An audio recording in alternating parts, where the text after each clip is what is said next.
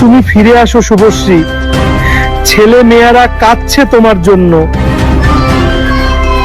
ভীষণই মর্মাহত। আমি মেন্টালি খুবই আপসেট। ইমিডিয়েটলি অ্যারেস্ট হোক এবং তাদের এমন শাস্তি দেওয়া হোক, কাজ করতে গেলে 10 বার ভাবুক।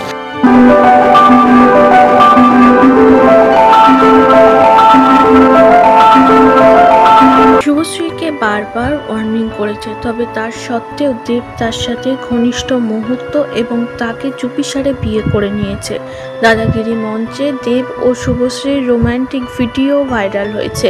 শুভশ্রীকে বলতে শোনা গিয়েছে, দাদাগিরির মঞ্চে দাঁড়িয়ে আমি তোমার সবকিছুর প্রথম সাক্ষী, সবকিছুর প্রথম সাক্ষীর অনুভূতি আলাদা হয়, যেটা রাজের থেকে আমি পাইনি। সবকিছুরই মোটামুটি প্রথমের সাক্ষী আমি। তোমার প্রথম গাড়ি কেনা, তোমার প্রথম প্রোডাকশন, প্রথম ডিরেকশন, প্রথম গাড়ি, প্রথম বাড়ি, প্রথম প্রোডাকশন। সবথেকে বেশি কলরপ্ত হয় এখন সোশ্যাল মিডিয়াতেই আর কি। আর আমার হয়ে লড়বেই বাকি, আমি মফস্বল থেকে একটা ছেলে, সবাই সবার প্রথমেই না হয়। কিন্তু অবশ্যই কারুর কোনো কিছুর প্রথমের সাথে যুক্ত হওয়াটা একটা আলাদাই স্পেশাল। রাজ জানিয়েছে, ধূমকেতু সেটে যদি শুভশ্রীকে দেবের কাছে না যেতে দিতাম সেটাই অনেক ভালো হতো।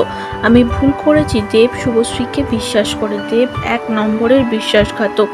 এই বলেই তিনি মামলা ডায়াল করে দেবের নামে, আর দেবকে রাতারাতি গ্রেপ্তার করা হয়। এখনো পর্যন্ত শুভশ্রী রাজ চক্রবর্তীকে ডিভোর্স দেয়নি। অন্যদিকে চুপিসারে দেব বিয়ে করেছে, এটা আইনিভাবে অপরাধ, সেজন্য তো দেবকে গ্রেপ্তার করা হলো। রাজ চক্রবর্তীর সাপোর্ট নিয়ে কথা বলেছে কোয়েল মল্লিক। কোয়েল জানিয়েছে, একটু লজ্জা শরম তো থাকা উচিত এদের, এরা যে এতটা নোংরা হয়ে গেছে সত্যি খুব খারাপ লাগে। রাজের জন্য কষ্ট হয়। রাজ উচিত শিক্ষা দিয়েছে দেবকে, দেবের এটা দরকার ছিল। কেমন আছে জিজ্ঞেস করতেও টাইম ওয়েস্ট মনে হয় অনেকের, তো সেটাই তো সব থেকে কষ্ট, সেটা তো সব থেকে দুঃখ। কারণ তার পেছনে লাগা কিন্তু ভীষণ তাকে ছোট দেখিয়ে লোকের মাঝখানে, সেটা সত্যি আমার মনে হয় সেই মানুষটা যত না ছোট হলো তার থেকে অনেক অনেক বেশি ছোট হয় যে মানুষটা এত বাজে একটা হিউমার করলো। তো তাই জন্য পারিবারিক শিক্ষা তো নিশ্চয়ই, কারণ এগুলো আমার মনে হয় খুব বেসিক কয়েকটা জিনিস, যেগুলো আমার মনে হয় মা বাবার উপর সব থেকে বড় রেসপন্সিবিলিটি।